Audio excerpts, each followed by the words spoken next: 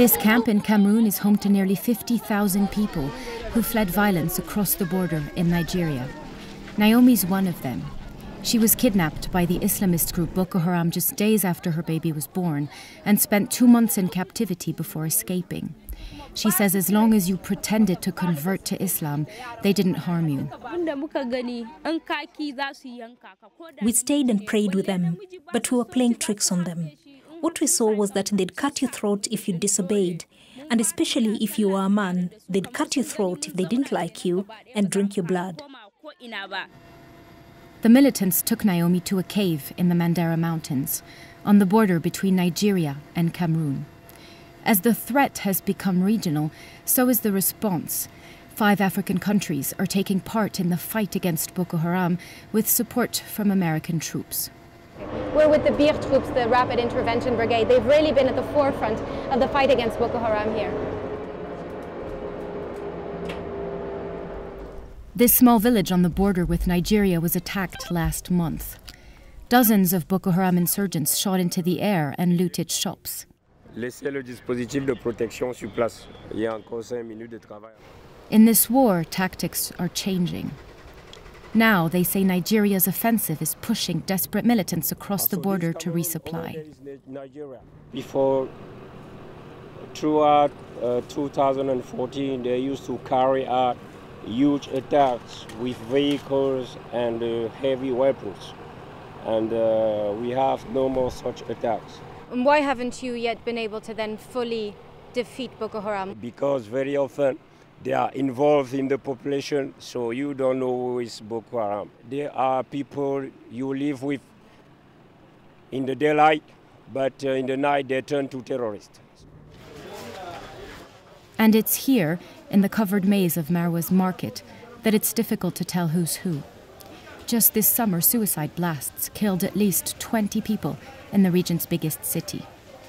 There were 2 suicide attacks here in Marwa on the same day. A young girl who was standing about where I'm standing now was wearing a large dress and a belt full of explosives that she detonated, killing 17 people.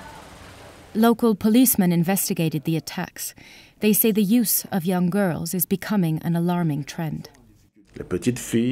The little girls wear explosives, but they don't know what they are carrying. When we ask them, they say they don't know what is in the belts.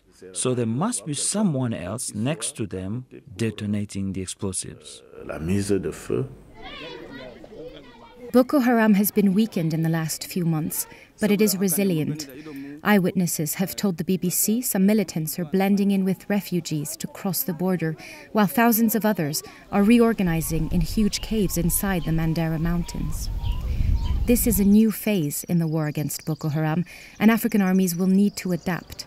More than before, it will be about cross-border collaboration and gaining support from local people.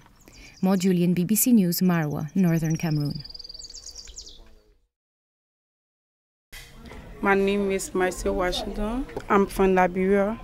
I'm 27 years of age. I live along with 2 girls that survived from Ebola for the past 1 year. The Ebola came, it destroyed a lot of people in our place here, especially for Diamond and Secret family, because it took away like our grandmother, our auntie, like our mother and our father. And later I took them like my own children.